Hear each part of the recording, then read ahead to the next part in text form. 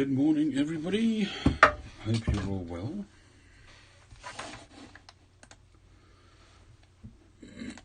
Good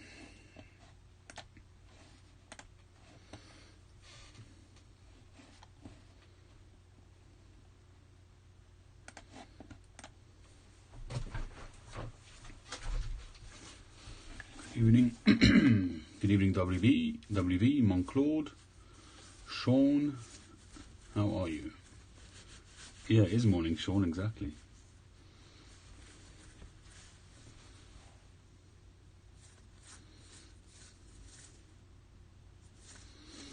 No, I didn't live stream by accident, but I always just, because I like to be on as close as possible to midnight, and I'm usually running a little bit kind of high in, sort of right on the button, so I set it up and let it go so people can join, and then I'm usually making a coffee or something like that. So it's usually on silently for a minute or two.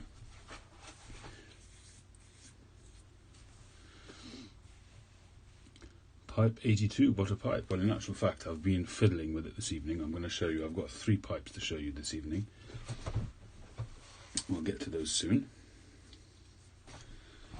I've yet to light a pipe today. I've put out some Auric Golden Sliced, which has been out for a few hours. And I have, in actual fact, maybe I'll do one of the pipes that I was working on. I'll show you.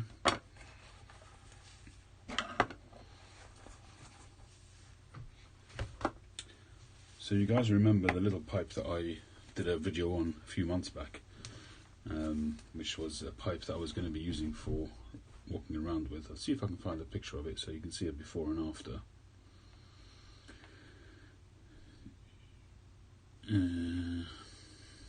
Just bear with.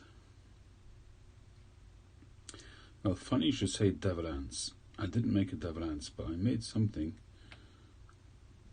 with certainly a tilted bowl. I'll show you that. I'm still in the middle of it, but I brought it in to show you progress.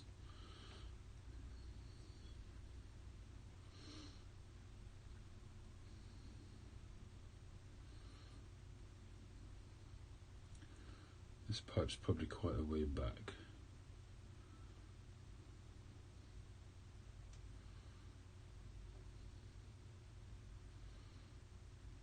It's interesting looking through my pipes and seeing the ones which have gone. Some of them really came out great, and they've gotten sold. I'm just running through my pictures and seeing some of them and remembering them fondly.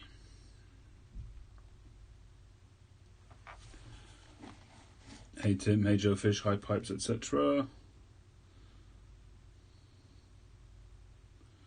Just trying to find a picture of a pipe that I made and to show you the difference of what I've done to it. Should be almost there. Going back a few months now.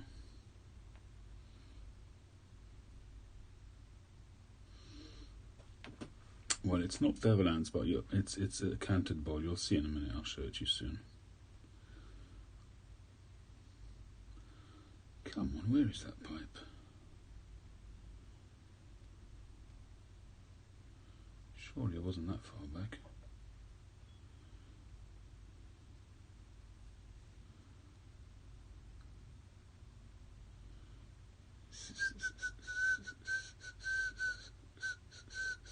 Sorry to keep you all, just trying to find that little pipe. That little fella. It can't be that far back, surely.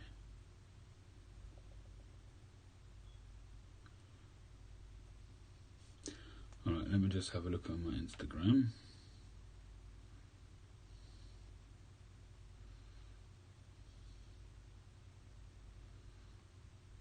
I don't smoke it that often, that's the truth. So that's possibly why you don't see it that much.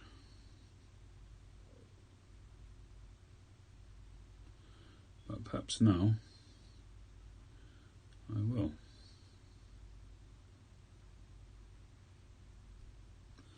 Hi Brian, hi Bear. Thank you for joining. I'm just trying to find a picture of a pipe so I can show you before and after. Sorry to keep you, but find it we will.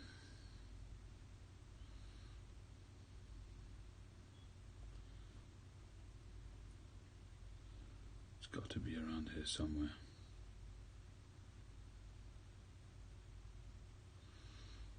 Oh, that Moretti 55, I remember that. That sold in a shop when I put it up for sale.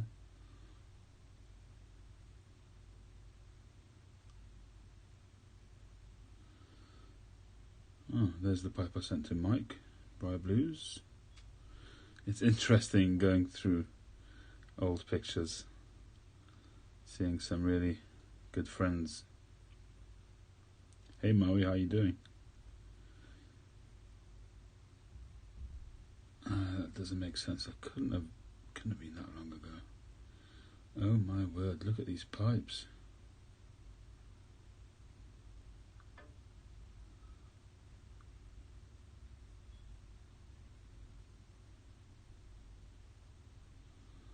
No, this doesn't make sense. Oh, there's pipe number 1. Woo!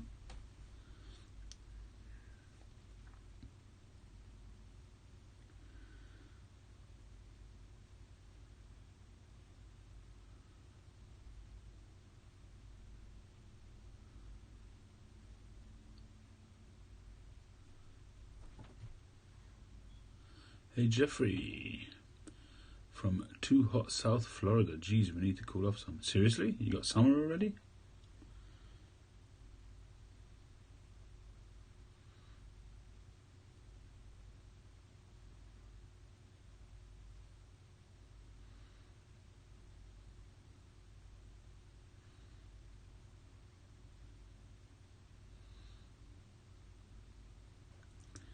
You getting the president coming to your town?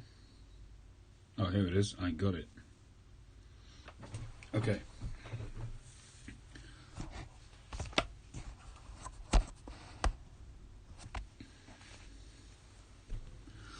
Alright, so this is the pipe that I made a while back.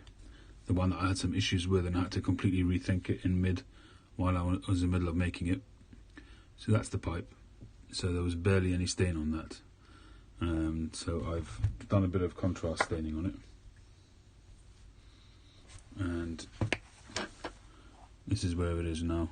It's could do with a little bit more evenly spreading of the stain, but I wanted it to match the stem a little bit more, so I gave it a bit of an orangey kind of look.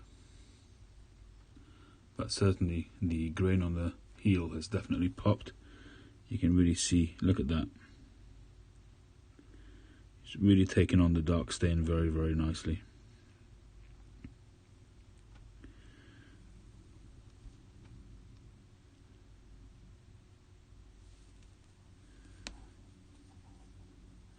A little bit of mottled orange there. I can see that it haven't stained it too equally, as equally as it should have been. So I might just sand that and do it again. We'll see. But the idea is good, and it's definitely more of a piece now, I think. So that was pipe number 1 that I worked on. Pipe number 2 was pipe number 82, the one that I did that whole series of live videos. And I decided to put a different stem on it and also to put a silver band on it. I'm in the middle of doing it.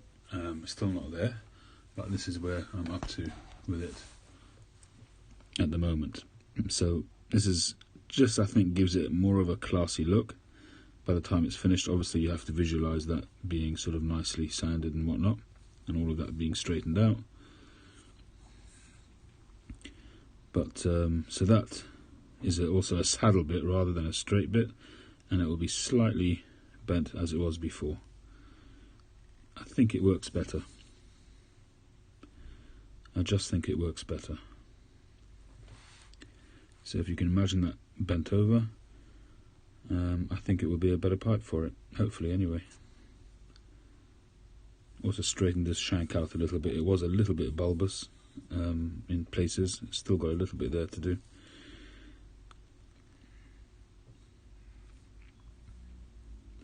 But still a lot to learn. I'm still not used to doing these silver bands and things like that. I need to get some more advice on that, but it's a good start. So I've put it on the stem rather than on the shank.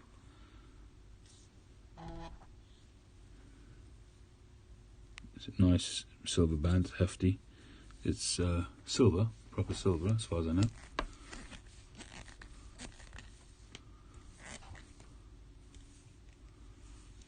It's proper, a real McCoy.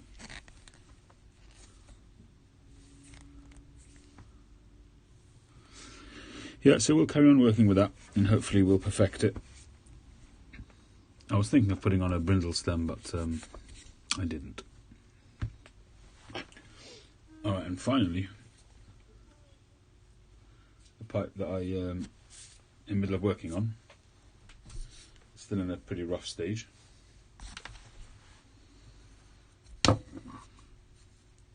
Is a horn.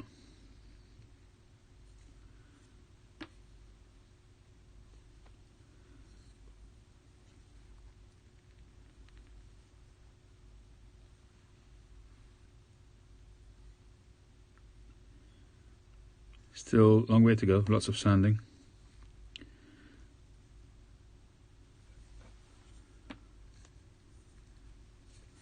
Should get some nice grain going up the side.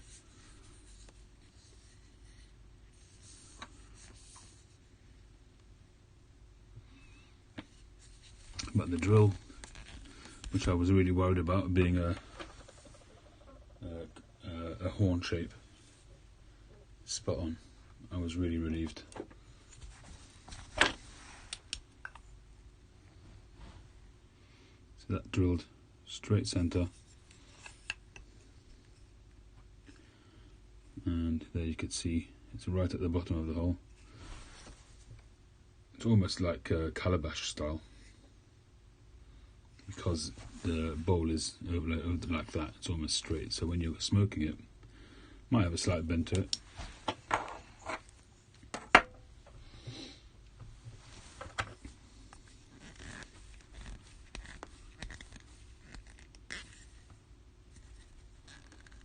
So I might give it a little bit of a bend. I mean, I see some hornpipes where the stem goes up, which to me seems counterintuitive, but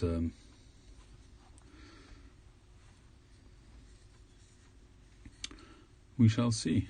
I've got to try and clean this up still a bit more, but it's really been proving very hard to do that.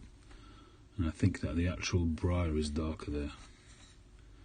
You can see, just about see the little sort of darkened edges there. So I'm thinking that the briar itself is darker. But I may well stain that black or a dark brown, we'll see. Still got to straighten out these lines. And I think it should be a nice pipe.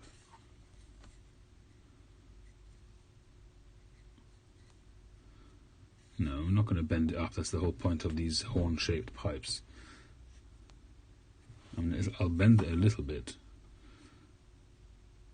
If I bend it up like that, it would be. I think it would look a bit stupid.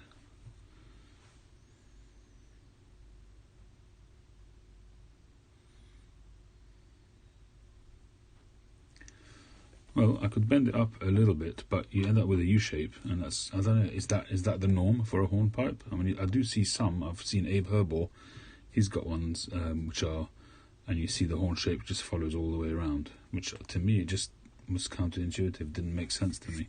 But I guess if you're going to have it, yeah, I see the logic in it, but it just doesn't look right to me.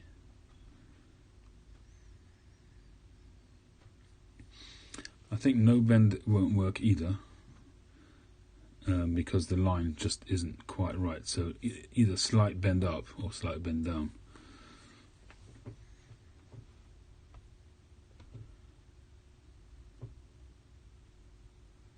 I could see the logic in both of those. But if I do a slight bend down, then it's going to be like that. So it's literally going to be horizontal, so I can see that. Maybe I will try then to just give a slight bend up and see how it goes. Hey Josh.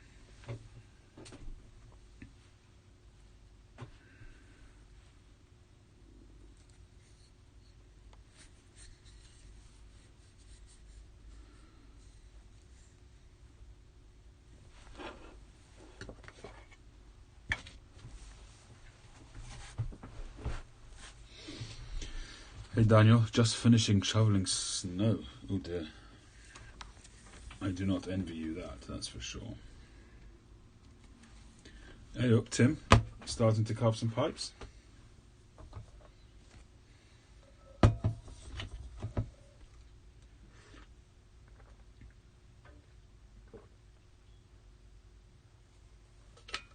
Oh, I see what you mean, hobby supplies. Right, I got you. As opposed to tobacco.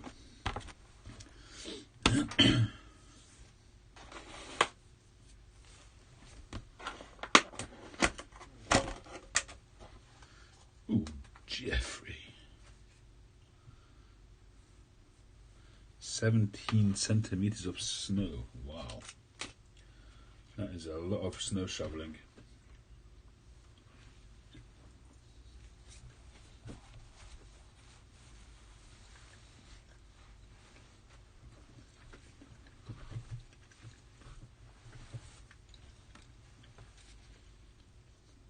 Hey PA Piper, doing well, thank you. How are you?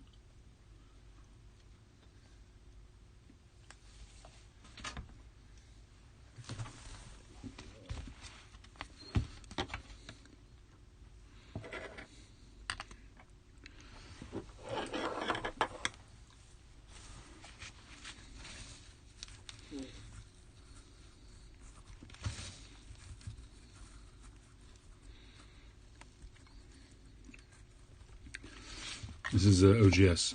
I smoked a bowl of this on Friday morning. It was one of those bowls which you just don't want to ever end. It was so enjoyable.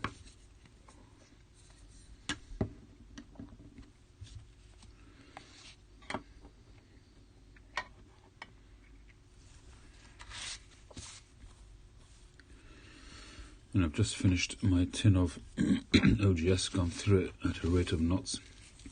That was a 100-gram tin as well.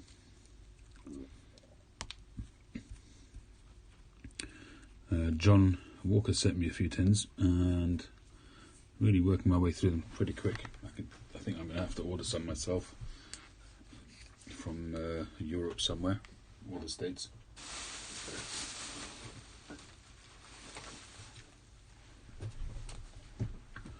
It should take a contrast stain, hopefully, Leslie. It looks like it's got some decent grain. I'm certainly following the grain in terms of the shape, so I hope. I mean, you can see the grain there. And I mean, if I really wanted, if this doesn't look too great in the end, I might just sand that all down and just try to highlight the bird's eye. We'll see. Bit of sort of straight grain going across there. It's not very distinct from what I can tell, but it'll look okay.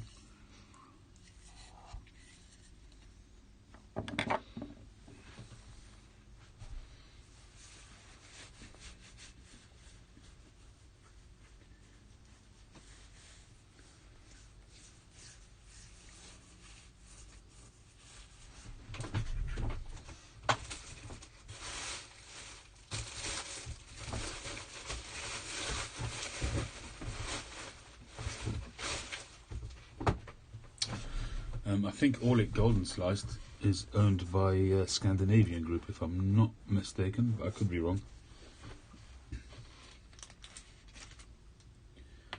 There's like 3 companies there. There's Orlik, Sutliff, Scandinavian. They're all somehow mixed in, I think. Or Sutliff, McBaron. I get confused.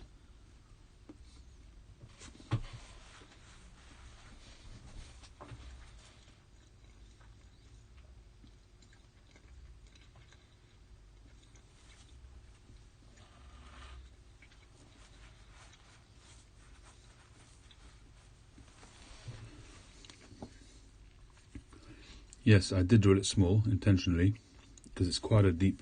Should be nice for Virginia flakes, but also because it was the first time I've attempted the horn shape. I just was a bit wary about, and also because of the briar itself and the way it was before I cut this off. I just wanted to keep it quite small so that I have plenty of room to play with the briar. As you can see there, it's much closer there as it is there. So I could have drilled it closer to the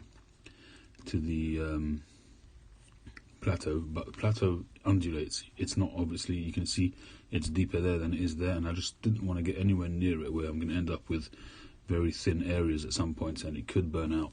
I wanted to make sure there was nice, decent briar all the way around the bowl, and that's where we've ended up with. So you've got at least that amount there, which is plenty, and obviously down here you've got more. And as you get down the bowl, it's going to be somewhere around there. So that's plenty of thickness there at the bottom of the bowl. Hey Chad, hey Josh, how are we all doing?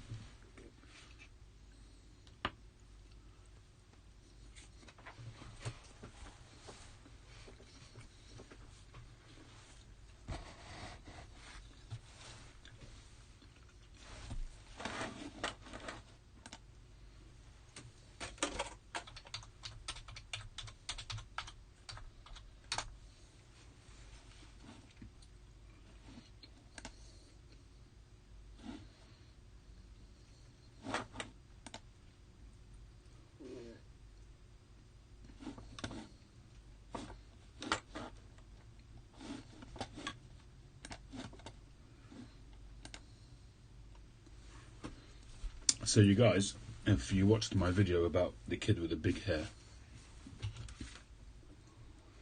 turns out that this kid is a child model, and his hair is obviously crucial for his modelling career. And so it's down to money at the end of the day. I just found this little clip.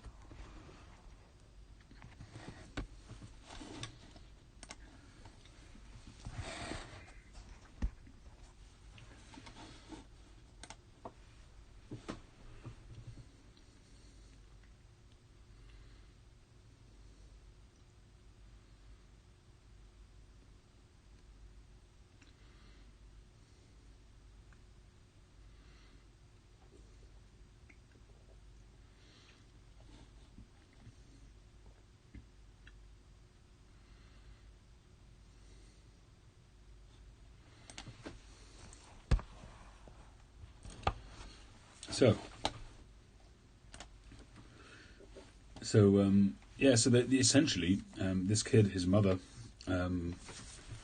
was considering classifying him as gender fluid in order that he could bypass the rules about boys having long hair. Obviously, I don't know which schools that he applied to, and I don't know how long their hair had to be to come on the wrong side of those rules. But a star in the making, Chad, absolutely. But you could kind of see why schools would find that to be a little bit too far. At the same time, I like I said in the video, I do feel bad for the kid if that's his identity, or that's what he's known by. Then I can understand that he would be sad to cut it off, and I'm sure that the mother would be sad not to earn the money that he earns. But I would imagine that they were trying to get into private schools. I don't know if it was private or public or not, but I'd imagine, given that he's probably been earning a lot of money, they're probably private schools. Well, if it's private schools, Chad, I would imagine that it would be quite restricted. Because private schools have quite strict rules. When I was a kid growing up, I saw plenty of kids with hair like that, and I would imagine that in public schools it's not an issue. I would imagine that he's trying to get into private schools. But he could be. He looks quite light-skinned. He could be biracial. Could be. Don't really know. Not that it's got anything to do with it, but I would imagine that it must be private schools. I think you still see plenty of kids with afros and that kind of thing walking around. When I was a kid, certainly afros was big, very much in style. And I remember my neighbour, a black family, and the kid had huge hair, but it was afro style. It was like, a big ball of cotton wool rather than braided like that.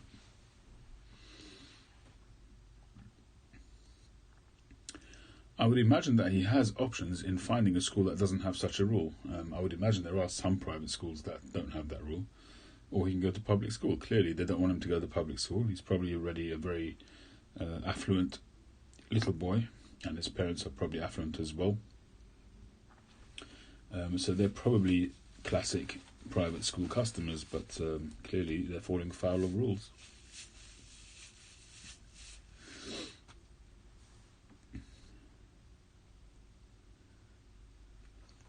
Well, it would have been interesting if he would have said that he was Rastafarian. I guess he'd have to prove that, but if he was Rastafarian, then he would probably not be able to be precluded on religious grounds or cultural grounds.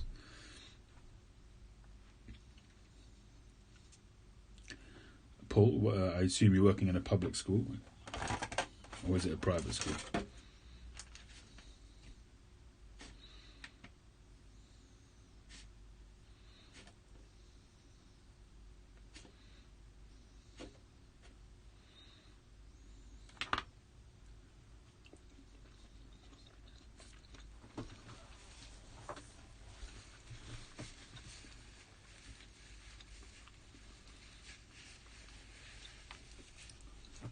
Yeah, that's what I'm saying, Mike. If it's dreadlocks, it really depends. It could be that some schools have issues with that as well. But I would think that they would be on thin ice, on cultural grounds.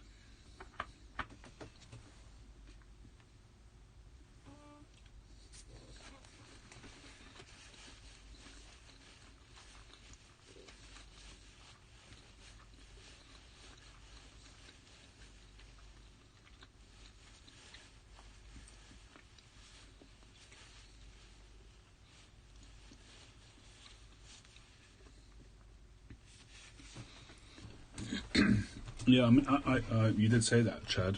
I'm not sure how she could cash in on it, other than the fact that she got a story in the papers.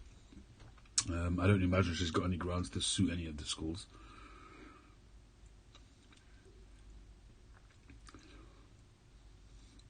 You worked in a private school, Paul, where the boys could wear dresses. Well, nowadays, if you go to some of the shops here in the UK, they no longer have boys and girls departments. It's just all mixed together, and that's it. That's a policy. That's not to say that they're encouraging boys to wear skirts and girls to wear trousers. It's just that they don't section off the departments by gender anymore. So if a boy or a girl wanted to wear the opposite sex clothing, they shouldn't feel that they have to go to the other side, so to speak, in order to find clothes. So if a boy wanted to wear a skirt, he wouldn't have to go to the girls' department and feel like an idiot to pick out a skirt. That would be a classic example of where I feel that the world is having to dance to the tune of a minority. That's not to say that the minority doesn't have the right to do whatever he wants to do. That's absolutely fine. But I don't think it's necessary. Let's put it that way. I don't think it's necessary for the world to change to dance to their tune. Good evening, Tree.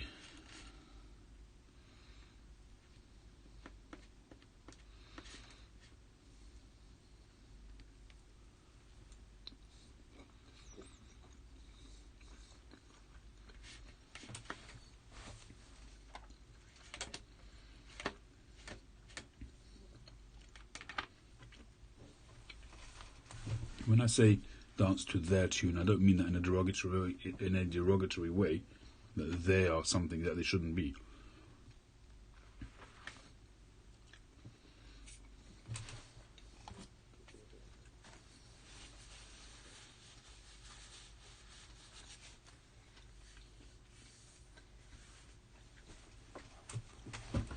It's just use of the English language, which unfortunately gets a lot of people into trouble these days.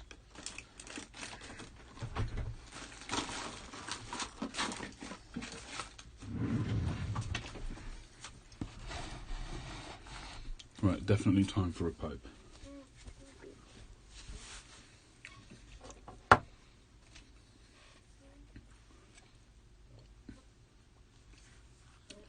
It's not often that I load a full pipe, but there you go.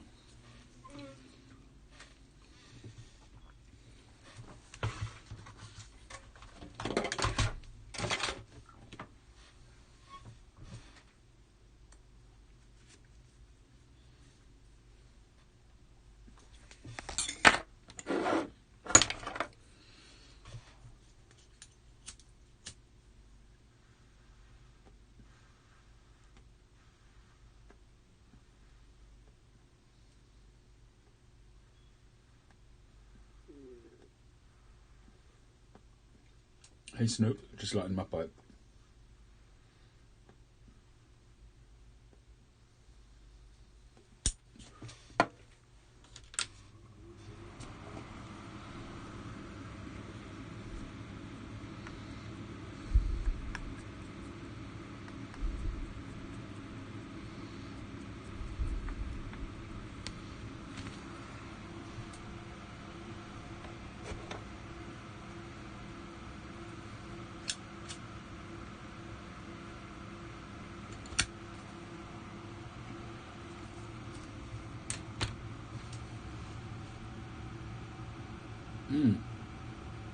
Hayes Smith Cigar Lounge, Scott Free. Yeah, this was one of them. This is the one which I just restained over the weekend.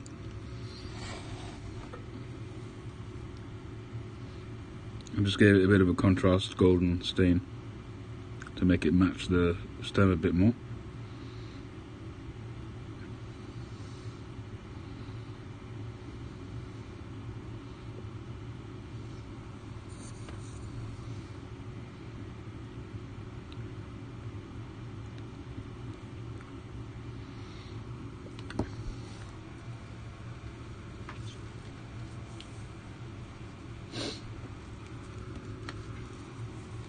Well, this is the one I started this evening, earlier on, and we're aiming for some kind of horn shape.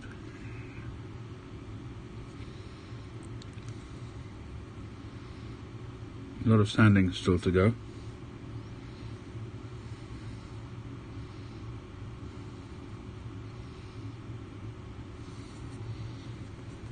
'82 is not sold. Had a lot of inquiries about it, but I'm not settled myself on what I want to do with it, and I've actually played around with it this evening, and I wasn't happy with the stem on the last one. It really just wasn't good enough for me to sell, so I decided to put a saddle bit stem on this time with a silver ring, which still needs a lot of sanding, but I think it just looks more classic. I think it improves it, and when it's finished, hopefully you guys will agree.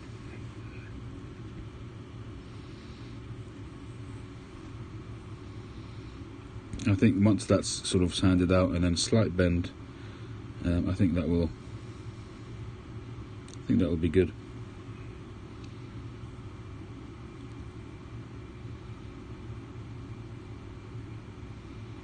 The contrast staining on this one really just worked out cracking.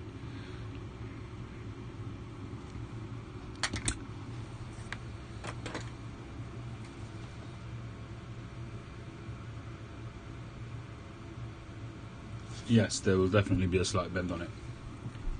Just to be sort of to bring the mouthpiece in line with the top of the bowl roughly.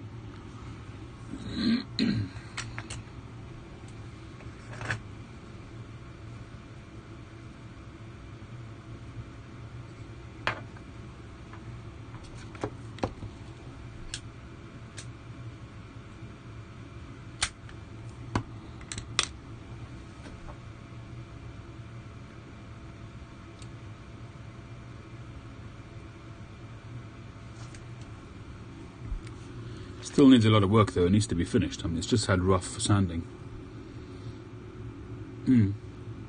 I'd agree with you, Mike, and thanks again to Mike at Briar Blues for his advice along the way. Definitely helped. I hope I don't mess things up by doing what I'm doing. We shall see. Obviously sometimes you just need to leave things be, but the stem just wasn't, I wasn't prepared to let it go like that. It was just not right. It was too thin. It was somebody was going to just bite through it at some point, so I just had to redo the stem. Yeah, I just couldn't let it go like that.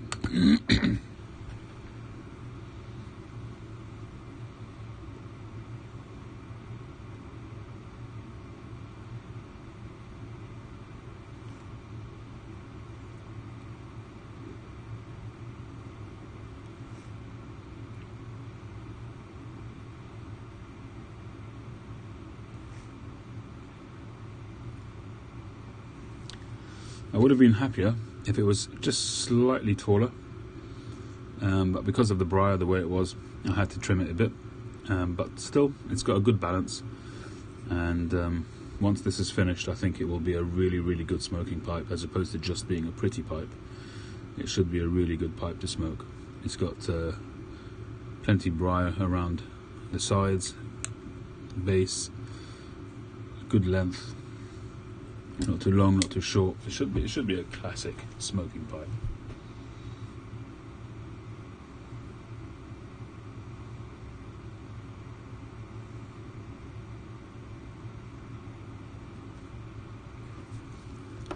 On this one, I just need to decide whether to go smooth.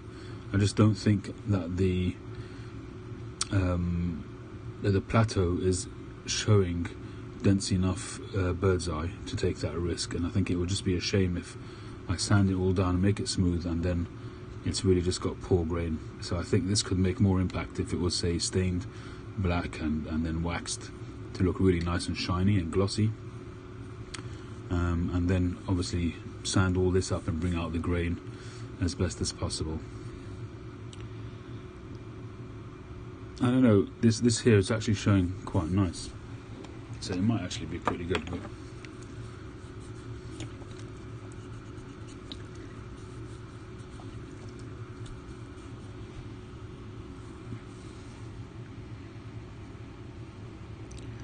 there is some bird's eye there, but they're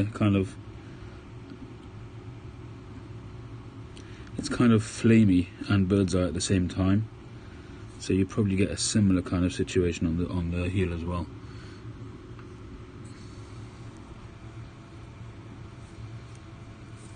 I honestly don't know. Mike, go ahead and try.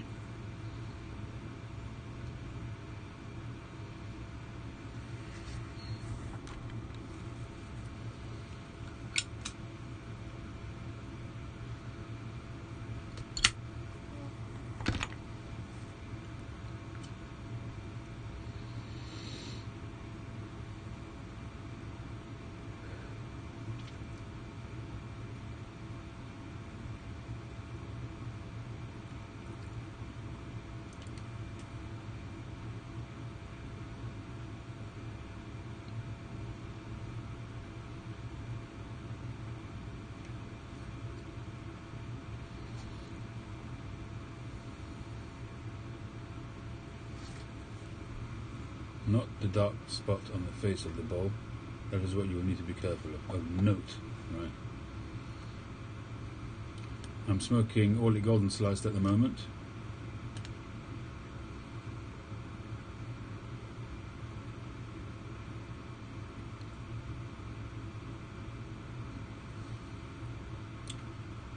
Test URL without the dots.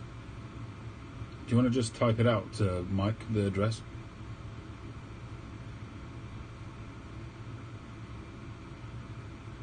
Without putting .com on the end of it or something like that.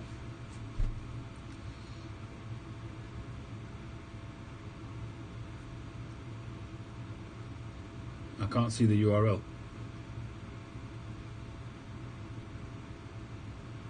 I don't know if you can see it at your end, but I can't see it.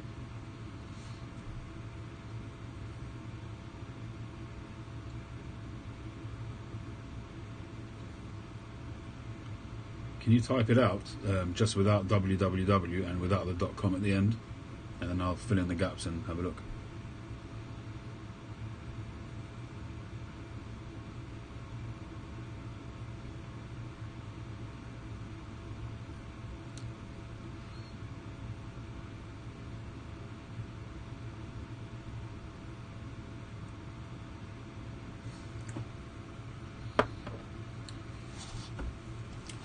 Oh, it's one of your ones, okay.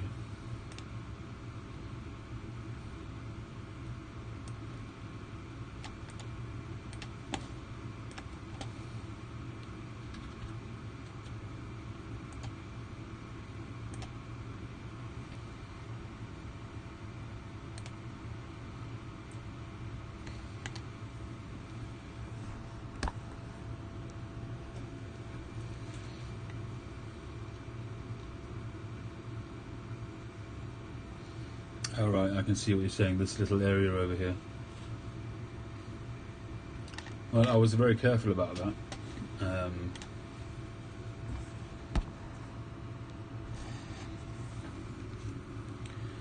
was very careful about that to make sure that there's plenty of briar, and where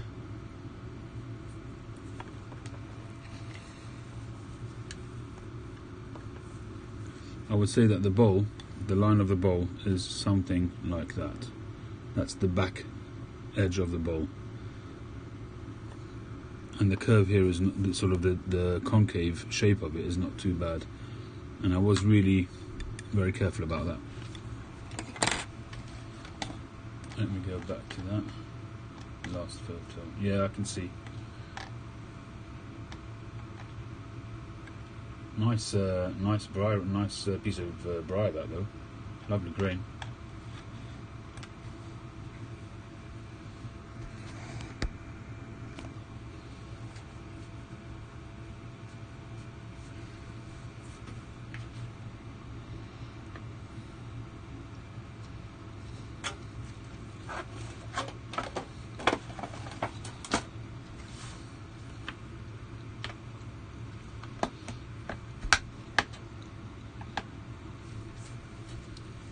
I see what you mean.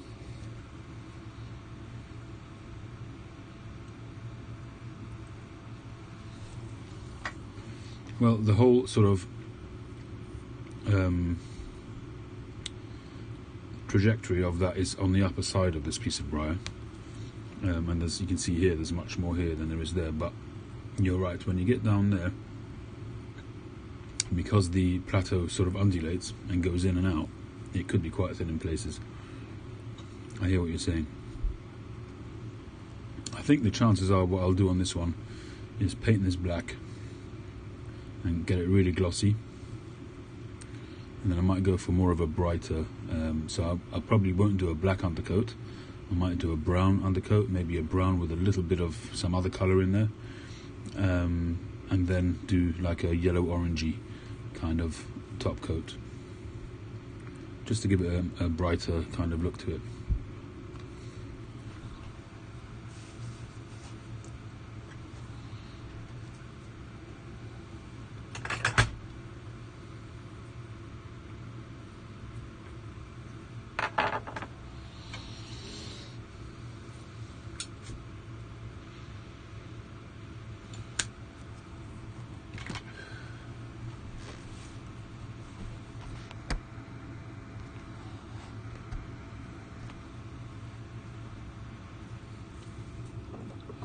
Josh, this one's still here, waiting patiently.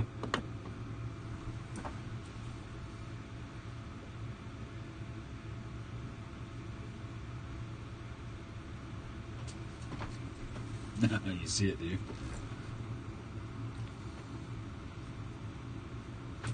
You could take it on its own, no pressure.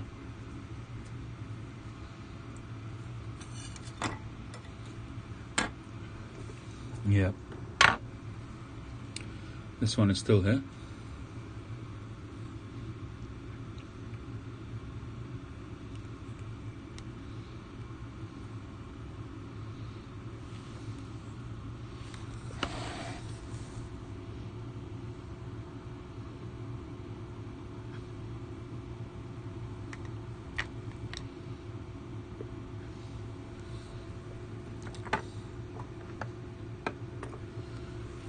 This one really, I should really restain.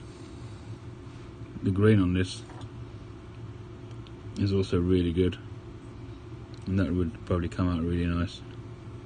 It's got a lovely flame grain. Look at the way it goes round there. And it's pretty good as it is as well. Toscano, well, not my personal taste, but if you like Kentucky and you like spicy tobaccos, like really spicy and peppery tobaccos, Toscano's the way to go. I personally don't like them, but in Italy they're really cheap. I mean, they're cheap everywhere, but they're really cheap in Italy.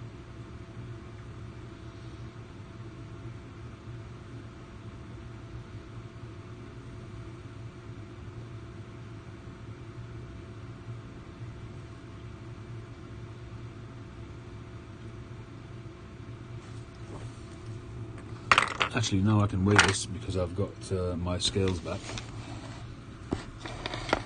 when I weighed the other one, Mike, it was exactly 50 grams, pipe number 82. But I think it'll be a bit more now with a silver band on it. How is that battery low? I just changed it.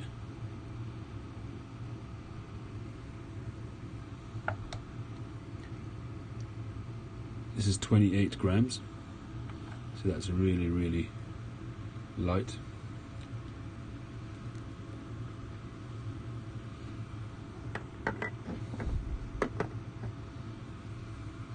And the revised,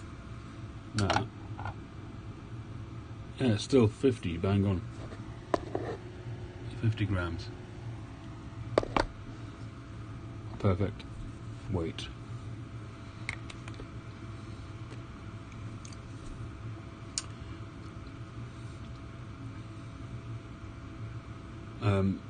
WV, when I said it was like a Devil's Ants, all I meant was that it was canted forward, and the bowl on this one is what I was talking about, because the bowl is obviously canted forward drastically.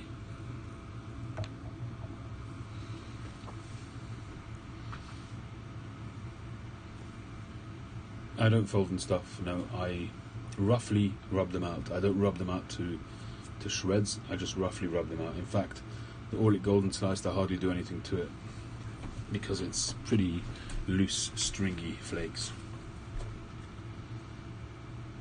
In actual fact, I need to open another tin. Let me see if I can find one handy.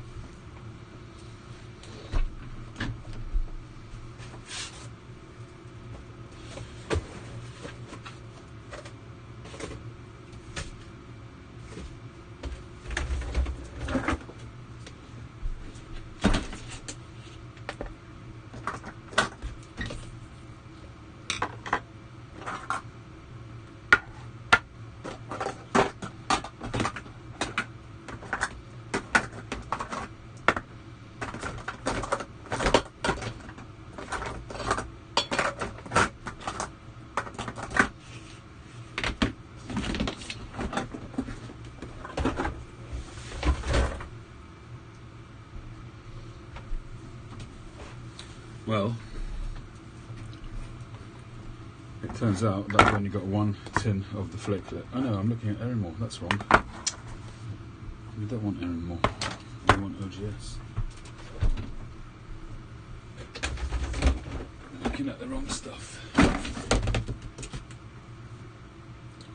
I'm not even sure if I've got more. Did somebody send me some? I can't remember.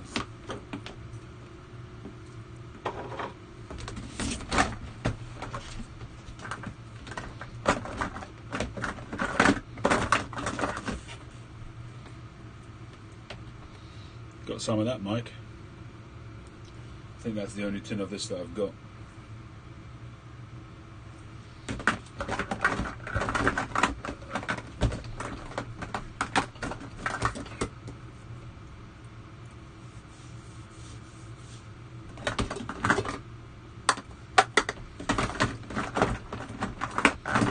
You know what? I'm not even sure I've got any more of OGS.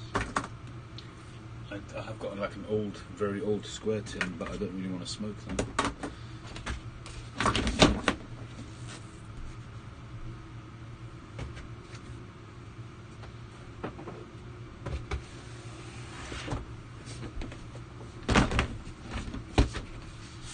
Ah, there we go.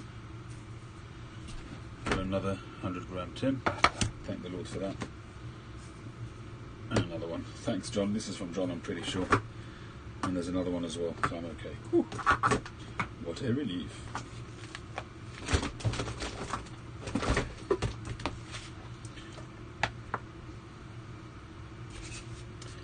Just by the way, if anybody wants to trade, I've got some Erin-More mixture which I want to trade.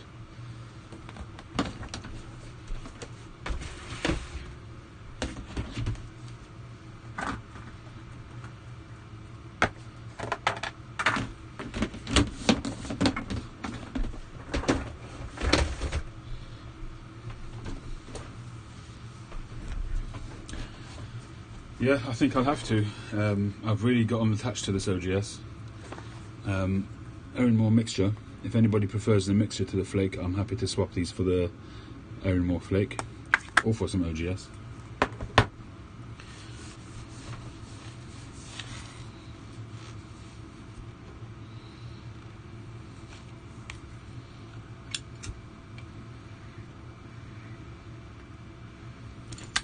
The shame of it is that you can't get OGS here anymore. You used to be able to.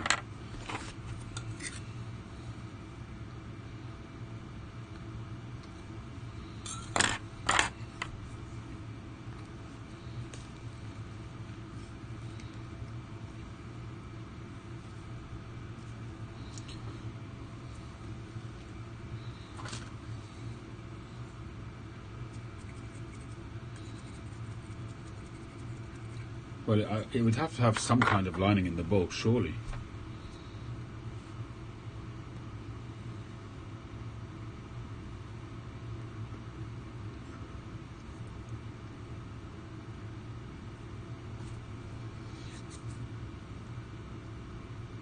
Well, I don't see why you couldn't make one on a 3D or 4D printer. It's just a matter of what material you'd use.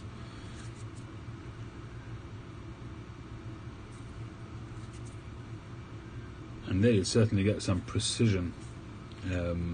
Actually, you'd get the best precision internals in a pipe that you could ever get.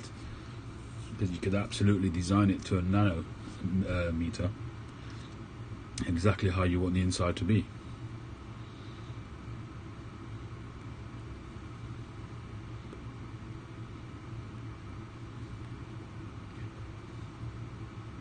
It's got a braille lining, yeah, that makes sense. I guess it's just a matter of time, but I'm sure at some point in the future they'll be able to make printers on a molecular level and be able to make stuff by building, the molecules and making it mimic something like Braille or something like that. But somehow I doubt they'll do that for smoking pipes. Don't think there'll be enough viability there.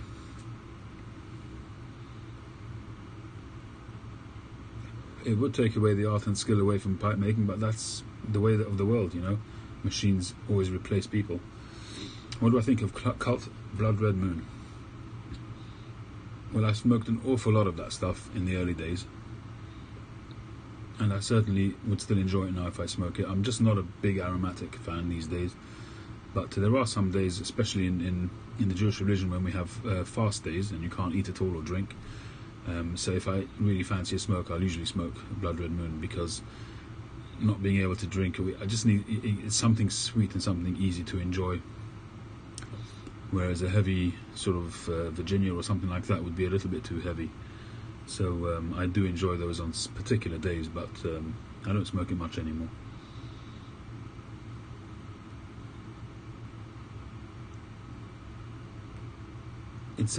It is a cherry. It's a cherry blend with a little bit of dark chocolate flavour to it. It's cherry chocolate, and it's a little bit of an artificial flavour, but it's actually, I think it's really good. It's very tasty. It's supposed to be cherries and dark chocolate.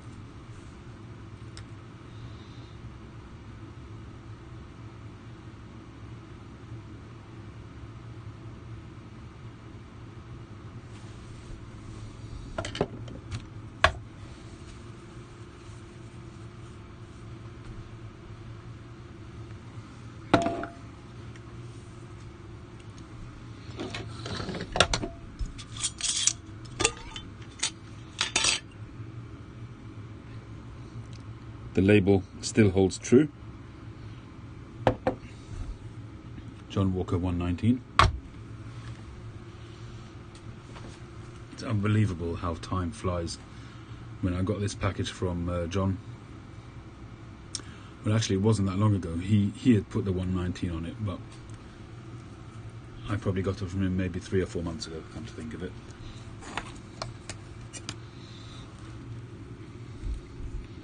If you want to see some nice tobacco, look at these belts that come out of this tin.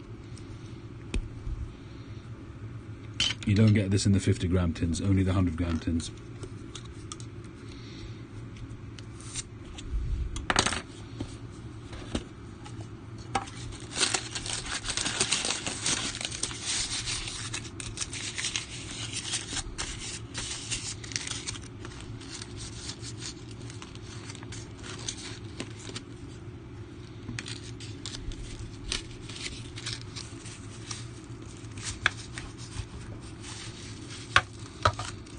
It's going to make a mess everywhere. but you get these long belts which are about a yard long. I'm not going to start pulling it apart now.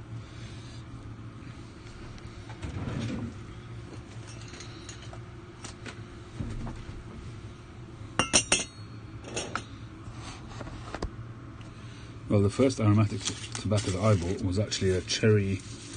Was that? No, that tell a lie. I bought it together with my first pipe, which I've said many times was at Cigar and Snuff in Covent Gardens.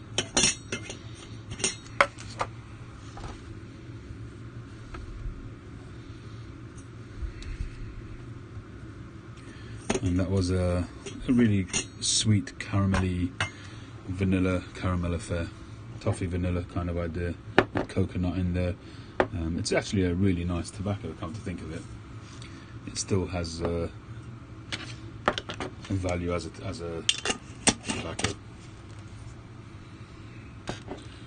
Perfect, 100 grams for a tin like that, for a jar like that, for a ball mason jar. Happy to have a full jar again.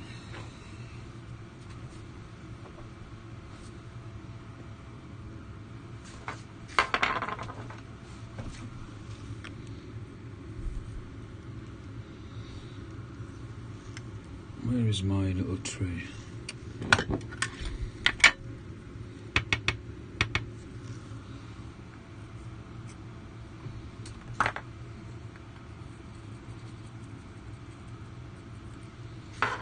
The snuff you sniff. You sniff some snuff, the snuff you sniff.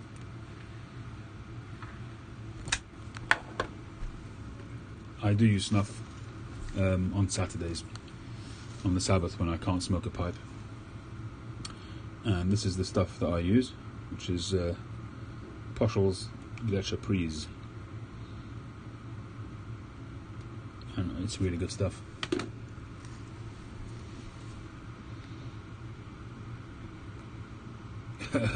A belt feed pipe, good one.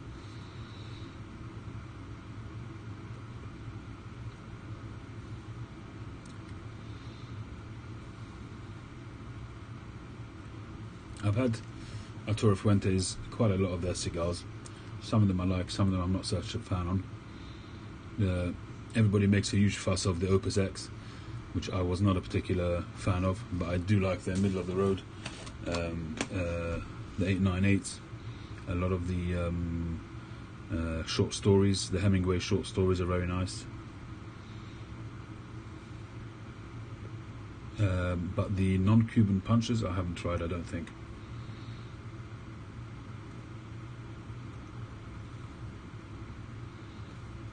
I haven't tried chewing tobacco and I don't ever want to be honest. It's not to say that I won't, but it's not something I want to get into.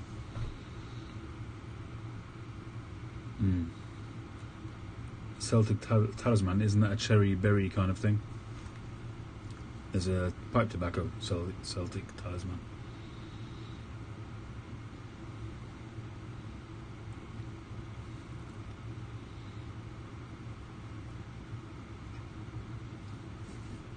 I've got a bag of different snuffs down. I think they're actually here.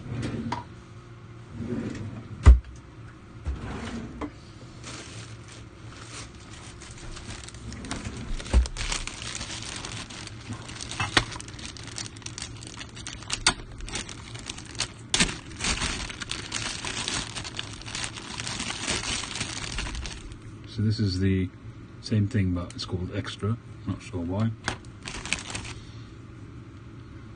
President's snuff. Now, this stuff is interesting stuff.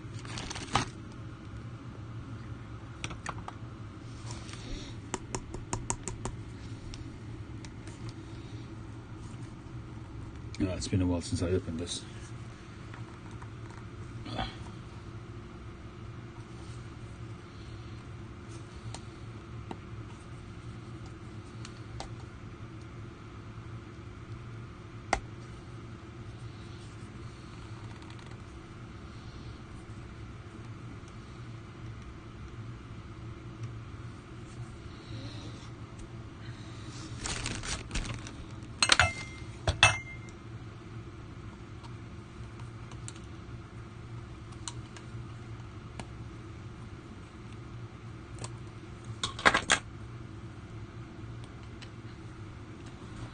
check out this snuff. It is dark, dark, dark. You can see some of the sugars forming there, but it's really dark and quite grainy. It's got a really, really interesting aroma, this one.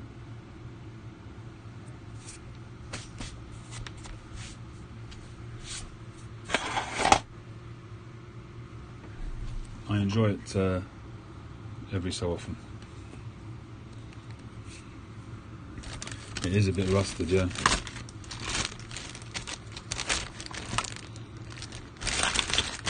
That is a very, very nice tobacco. Very unusual, very floral. Not quite granny pants, but it's not far away from that. But somehow in a snuff, it's okay.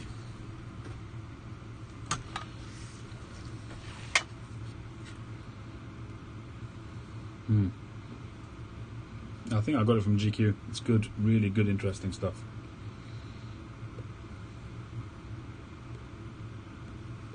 You know when you got a good pipe where you could set it down for a few minutes, pick it up and carry on where you left off.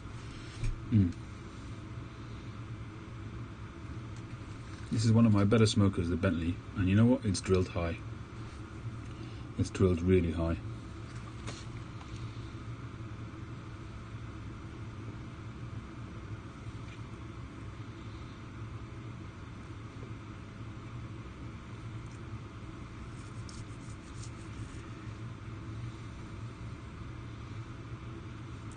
The Serie V the Oliva Serie V Melanio, I think, is a great cigar. And there are times when I will choose it over a Cuban cigar. But you have to, when you say compare it to a Cuban cigar, you have to say which Cuban cigar. Although Cuban cigars have got this common denominator in that Cuban kind of style of taste, but there are differences between the Cubans, and I would say that the Melanio is better than some of the Cubans. Not all, but some of them. If I had the choice of buying, say, a Hoyo de Monterrey, say Epicure No. 2, which is a very, very famous cigar, and Serie V Melanio Perfecto, I'd go for the Melanio, without a doubt. But if it was a Hoyo de Monterrey Double Corona, then I'd go for the Double Corona. If it was an H. Upmann, I'd go for the H. Upmann. If it was a Monte Cristo, depends on my mood, because the Monte Cristos are quite full, so it depends on my mood.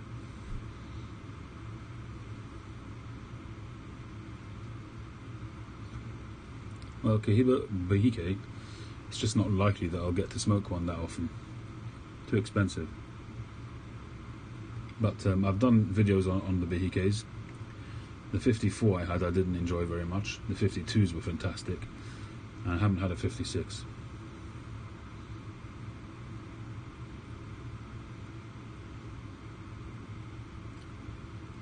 The Mille-Feuille, Romeo and Julieta, there's a couple, there's Partigos also do a Mille-Feuille. They're actually really nice, tasty cigars. I've had those. They're just really small, but they're very, very nice. But they also have terrible construction. And in terms of Cuban cigars, in terms of the burn and flavours, it really depends on the age of the cigar. But there are construction issues with Cuban cigars, there's no question about it.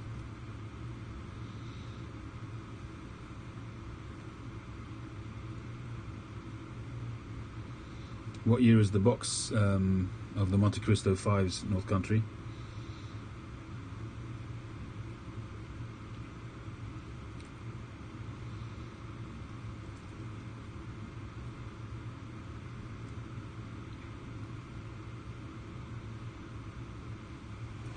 I put one up not so long ago on BRTV. It was what was it?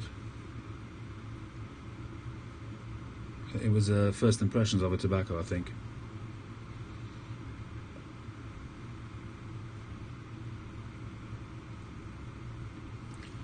But yeah, I should really be posting more.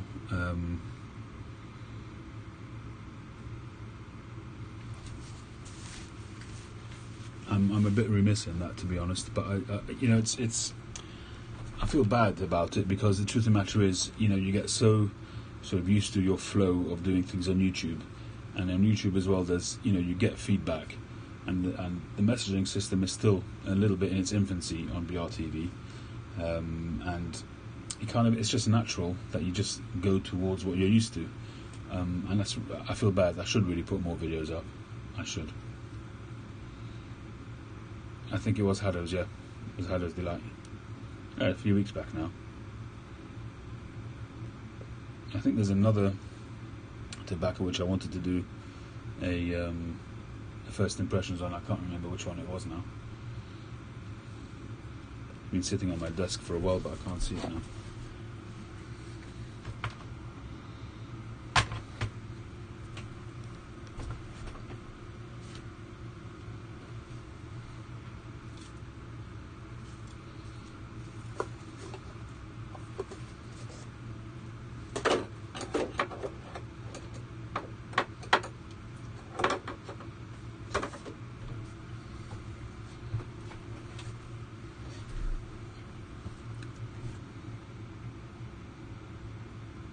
(2019's) North Country Fisher. Yeah, you do want to put them away for a bit. As long as you can hold yourself back, I would say.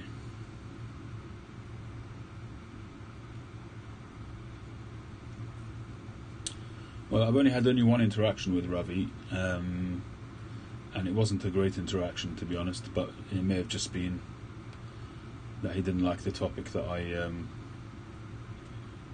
picked up with him.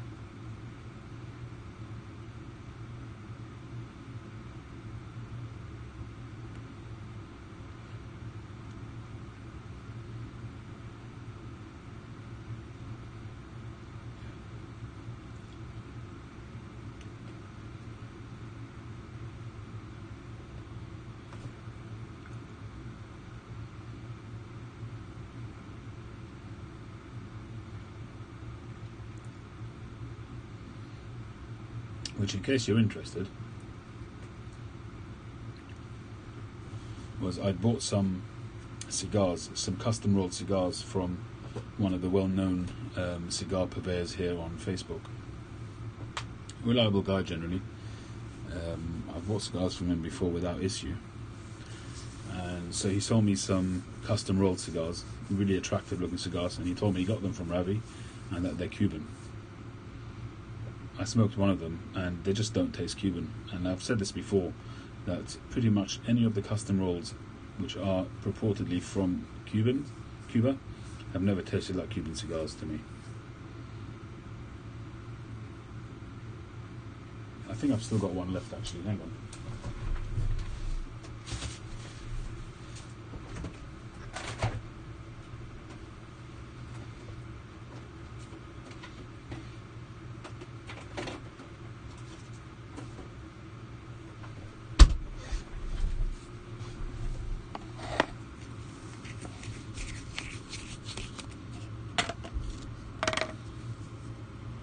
It's a big old cigar.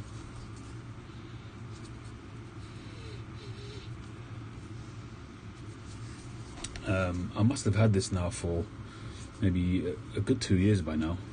It just hasn't improved in terms of its aroma like a Cuban cigar would.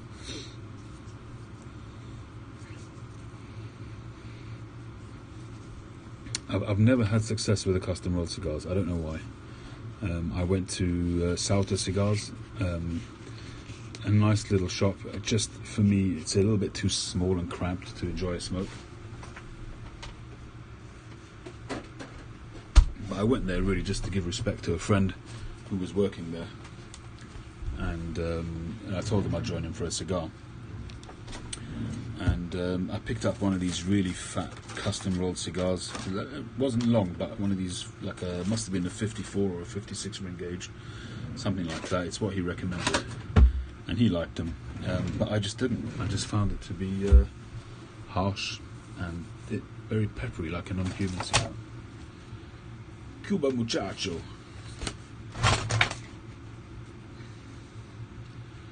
The Monte Cristo number 2 starts off very creamy, very buttery and nutty, but it does become quite full on as you get down the cigar. It may not be as full as some of the non-Cubans. You guys over in the States are used to the strong peppery cigars, so Cuban cigars are probably quite mild. I I could quite believe people who have smoked non-Cubans for a long time trying a Cuban and saying, "What's all the fuss about? It's got hardly any taste." I can see that.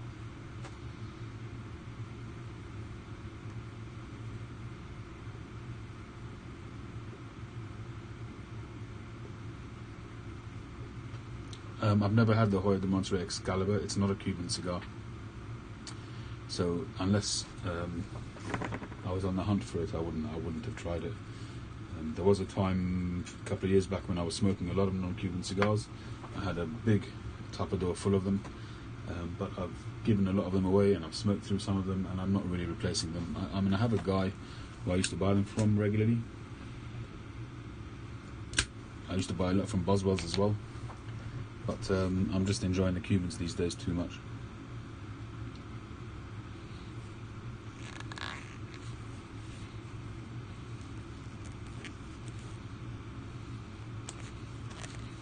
You're probably talking about Maduro cigars.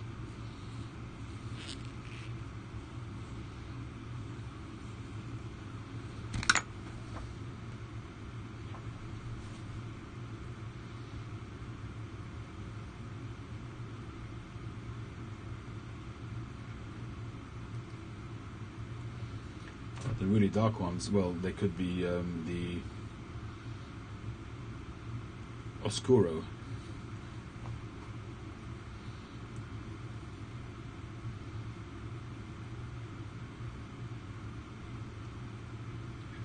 Well, the Padrons are really quite strong. The ones that I've had are really strong. So if you go from that to a Cuban cigar, you'd find that Cuban cigar to be extremely plain and bland.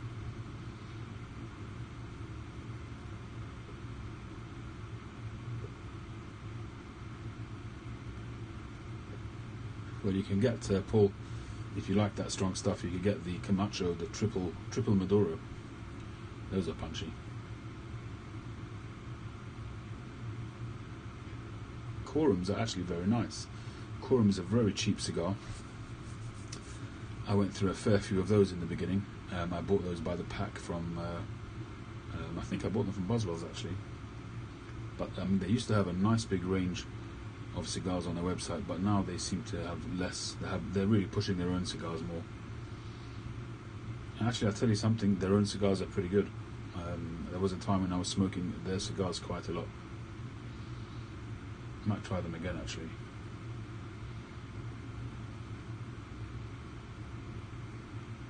Padrons are great, but they're just far too expensive. Even in the States they're expensive, but here in the UK they're ridiculous money. You're talking about 50, 60, 70 pounds for a cigar. And you're talking about almost, $80 to $100 for some of them.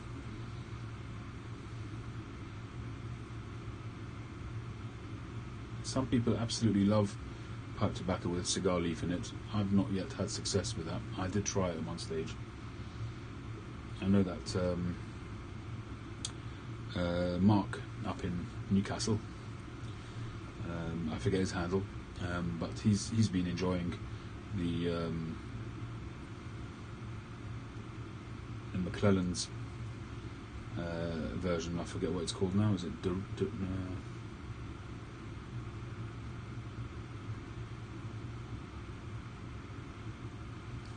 I forget what it's called, but he's been enjoying that.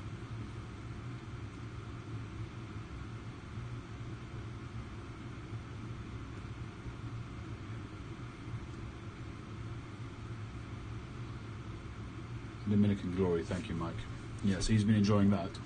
I have tried Dominican Glory in the past, and I really didn't get cigar leaf very much. There are some of the J. Fox brand, which has some cigar leaf in it, which is supposed to be quite good, which I might try.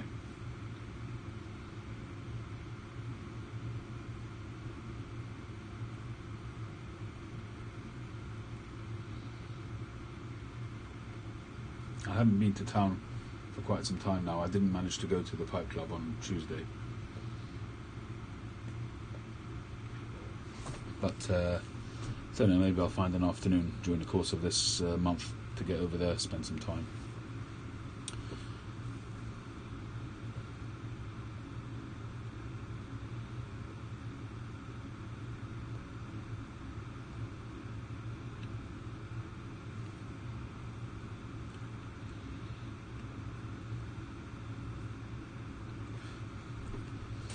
Yeah, I could see Toscano being something similar to anything with like dark, strong Kentucky, that kind of tobacco. And it's really quite spicy and smoky, not Latakia smoky, but Kentucky smoky, if that makes sense.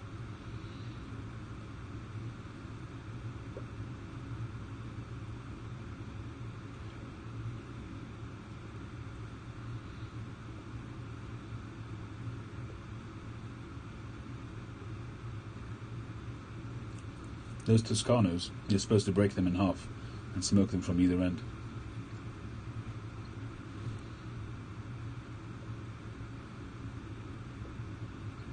Yeah, Daniel, everybody brings their own. And usually most people bring a few blends and share it out, put it on the table, everybody dips in. But a lot of people are just smoking their own stuff. But now, in the last couple of months, the new rule, I mean, there was always an unofficial rule that you have to spend some money in the shop, so just to make it worthwhile for the shop. But now they've made it a hard and fast rule that you have to spend at least £10.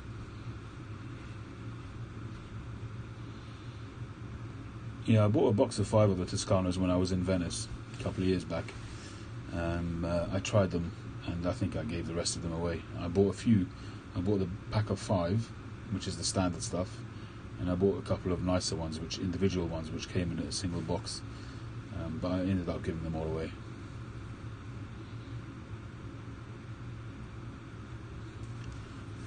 I'm not sure that I've ever tried Macanudo. It's got such a great name in the States. I'm not sure if I've actually tried them.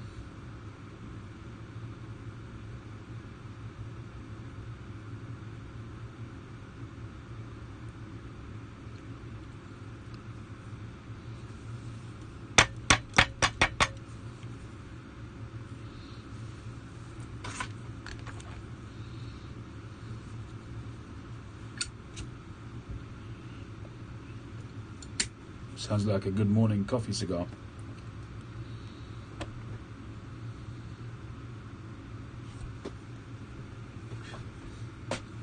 Speaking of which, let's have a wee bit of coffee.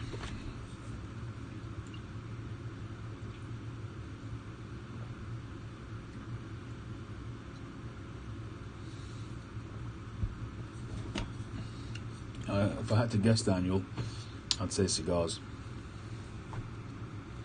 Cigars are still quite big in the city, in the West End rather.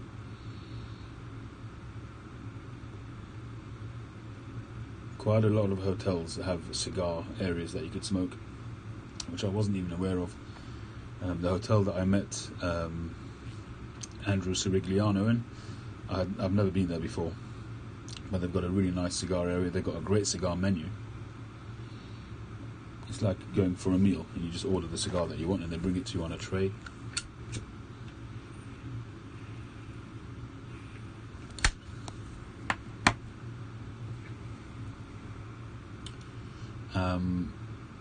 My son, he goes to a new cigar place, a cigar bar, and also he sent me pictures on his phone of the menu, the cigar menu. They got a fantastic menu. You pay a price because you're going to a West End bar, but they got some great stuff, some rare smokes as well. You could buy a cigar there for £300-400, a single cigar.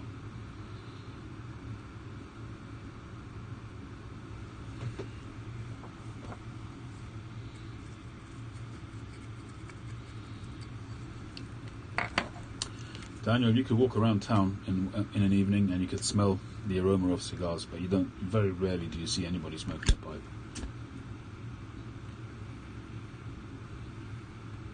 In fact, I cannot remember a single time ever seeing a person walking in the street smoking a pipe. Every so often I'll see somebody in a car when I'm sitting in traffic. Every so often. I would say in the last year, maybe twice. But that's about it.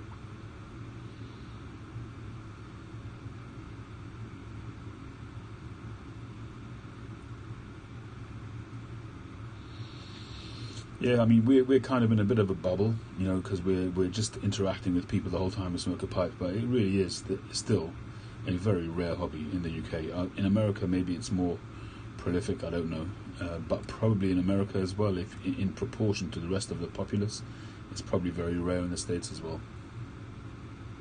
Yeah, you can walk the streets of London and smoke.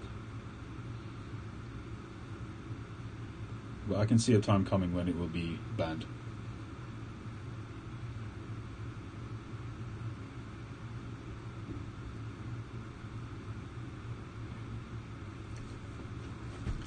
I hope that Brexit will make it better, not worse. In the end, as we got towards the end, I wasn't such a fan of Brexit as I was right at the beginning.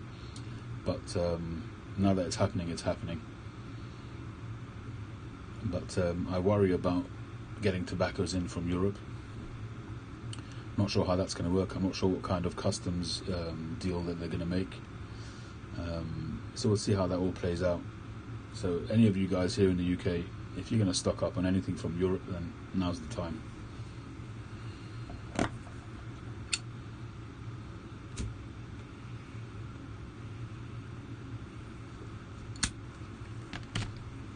Well, Canada's got some seriously heavy anti-smoking legislation there. Very good, Chad.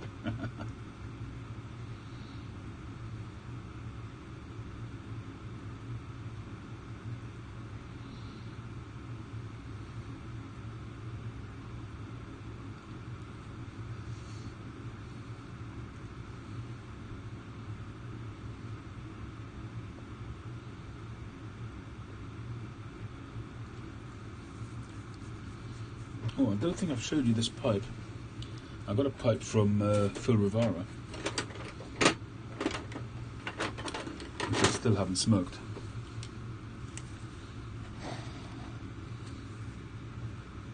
The UK has its own government now, Daniel. It has all the way through. It's one of the reasons why the people in Europe, I mean, all the countries in Europe have their own government, but they also have a European government, so to speak, which sets certain regulations. So all the countries have their own governments, but there are certain things, like for instance, most of the European countries all use the euro, whereas the UK kept back the pound. It always kept to the pound. It never used the euro, and you can't use the euro here as legal currency. So the UK has always been slightly set apart from the European Union anyway, and now it's just going to be a little bit more set apart.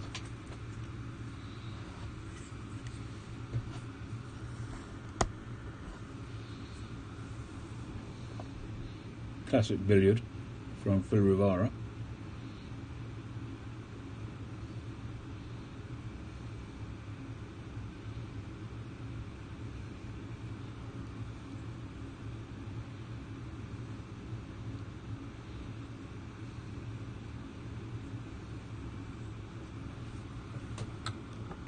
Sitter.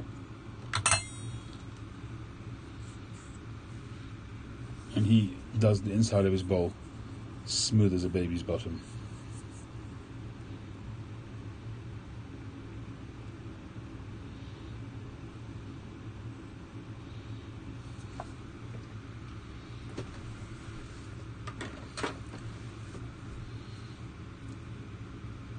I will definitely be staying with the pounds. We're not moving out of Europe just to take on their euro, that's for sure.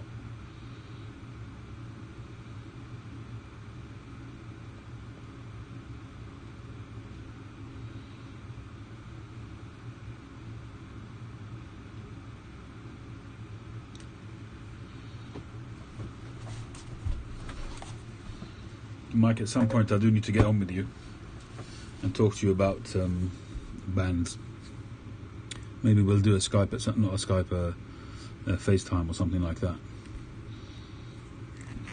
The way I did this one was I basically glued it onto the tenon, and it glued pretty well, but when I'm sanding it, it's obviously resisting more than the plastic, so it's slightly proud. So I'm not quite sure how to go about that, because I don't really want to take more of the acrylic off. I suppose I could carefully do it with a higher grit, with a lower grit rather. But yeah, I definitely need some advice on that.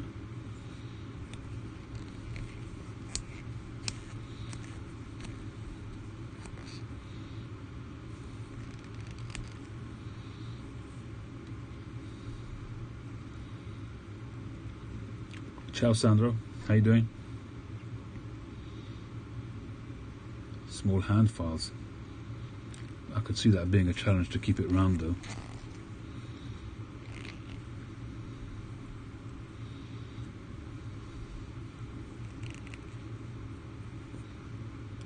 Yeah, certainly an area which I need a lot of advice on, which is the bands. You know, I see some carvers where they've got 2 or 3 or 4 different things going on here, and that's an area which I know nothing about.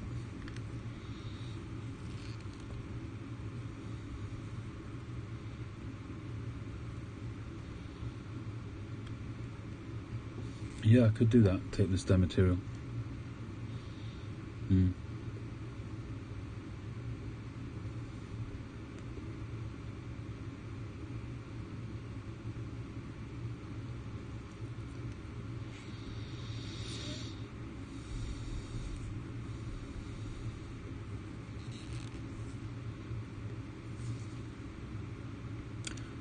Yeah, I'm just wary as well of messing this up, so I might still just whip off that band and just leave it as it was. Just put I might even just take another stem number 3, and just put on a regular stem. I'm just wary that I don't want to mess up this pipe.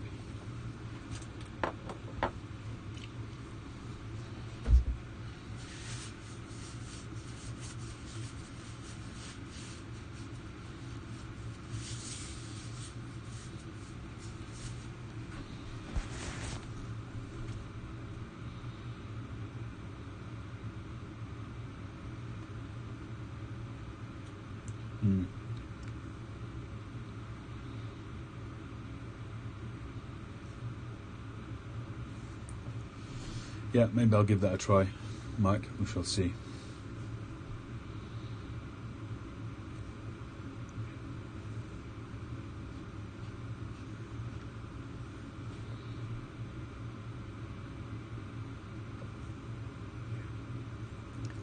Yeah, that's the thing. I'm not sure that I could still do that at this stage to make it round.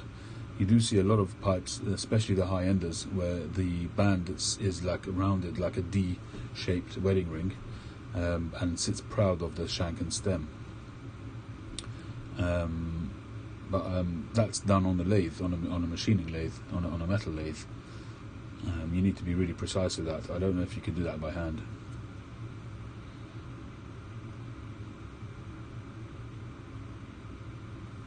And it's too late for this particular ring. I could put a bigger ring on and do that, maybe.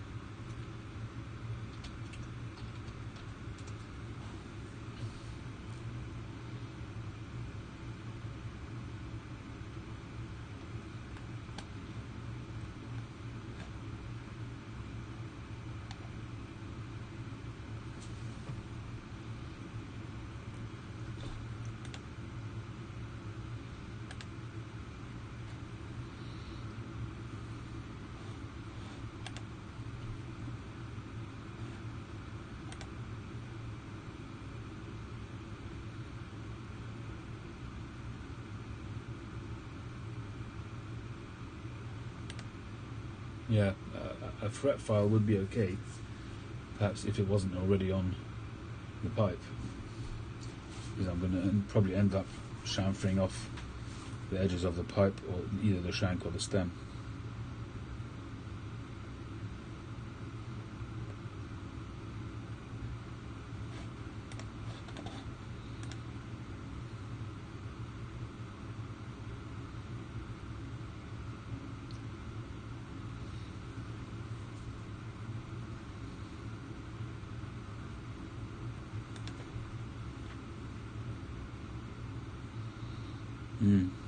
Okay. It's all new to me, Mike. It's all stuff that I have to learn.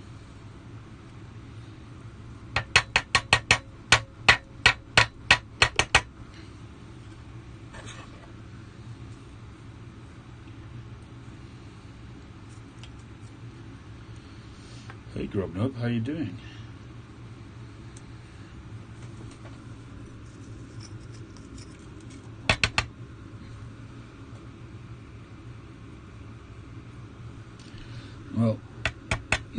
went down quick.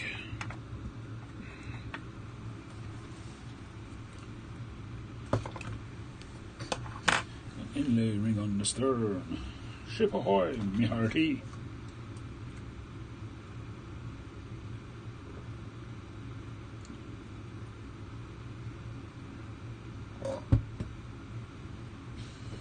I'm assuming you meant stem, Jimmy.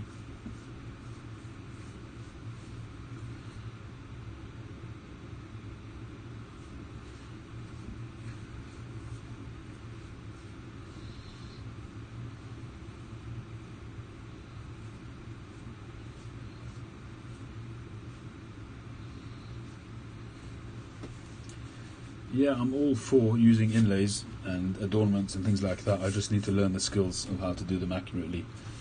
I do need to buy some spacing material, that kind of thing.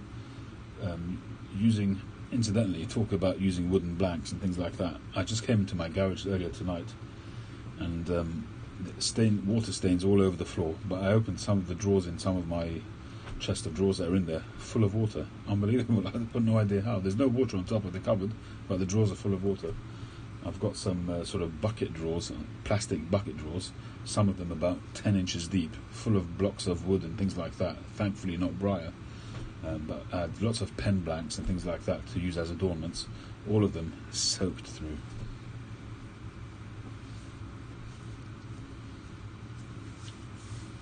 Oh, congratulations, Chad. Yeah, tomorrow I've got to go and get some tarpaulin to cover the roof over, because somewhere there's some serious dodgy holes in there and it's letting in water. But more than ever I want to get something built, some kind of workshop somehow. Just not sure how to do that in the most cost-effective way.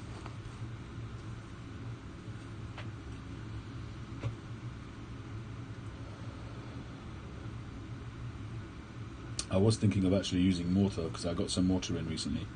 So I was thinking of using mortar as an adornment. I thought that would be quite nice. So to have like quite a short shanked pipe and then a nice fanned out bit of mortar, that kind of idea, I thought that would be quite nice.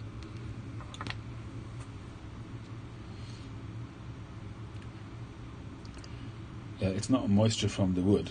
The drawer is full of water.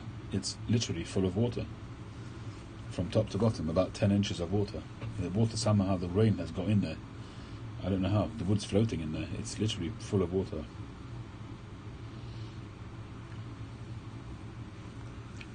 Naught to do with humidity. I was just about to light this pipe and I just realised it's empty. That would not have been clever. I have not made a clay pipe, no. I have a clay pipe somewhere, which I haven't smoked yet. I did have one.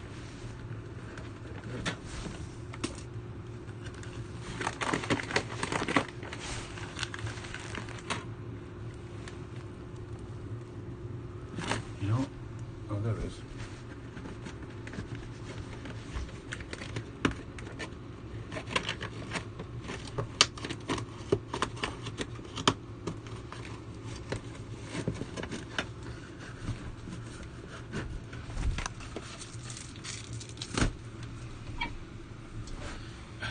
Humidity, yeah. So I got this clay pipe from one of the guys in the UK. Hopefully it's still in one piece.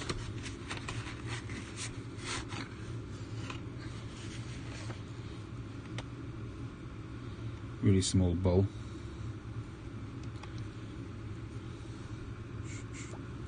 A really tight drawer, in fact.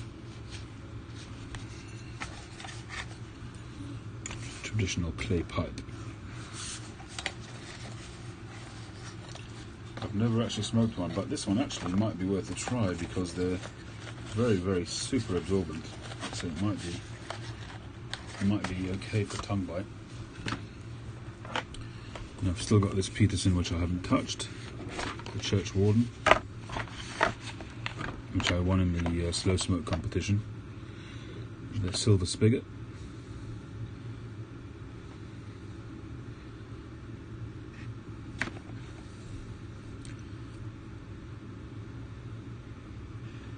Quite a long pipe.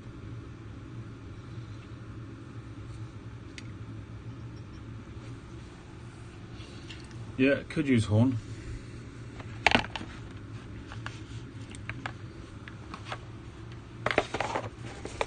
Well, I'd probably trade that if somebody made me a nice offer.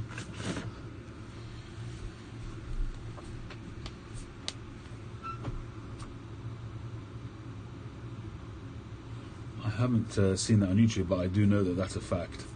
One of my kids went to the Thames with school, and they picked up half clay pipes. It's the way they used to smoke them once and then snap them in half and chuck them in the Thames. That's how they used to smoke them a couple of hundred years ago. Well, maybe not a couple of hundred, but however long ago it was.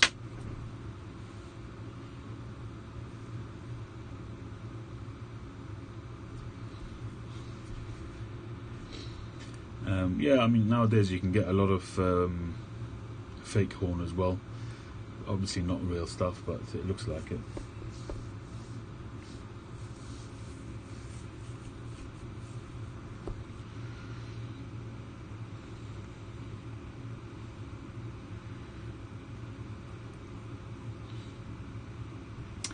Anyhow, I think I'm going to call it a night. Thanks everybody for joining. Much appreciated.